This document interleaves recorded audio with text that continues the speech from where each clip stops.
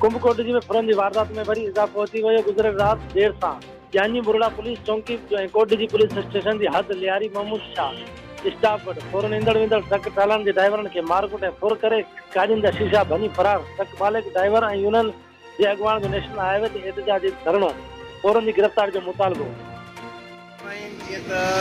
रात तकरीबन 2 बजे हिते ट्रकनि खां फुर कई विया तालुके कोटजी में मिठड़ी ऐं महमूद शाह जे विच ते जेको जानी बुरड़ा जी हद ऐं कोटजी तालुके जी हद आहे उन में फुर थी आहे, जंहिंमें ड्राइवरनि सां इलाही बदतमीज़ी ऐं उन खां पोइ शीशा भॻा अथऊं। ड्राइवरनि खे ॾाढी मार ॾिनी अथऊं। पुलिस ऐं SP साहब SHO कोटजी खे रिक्वेस्ट था कयूं त बराए महिरबानी इन्हनि ॾोहारियुनि खे पकड़े ऐं सख़्त सज़ा ॾिनी वञे।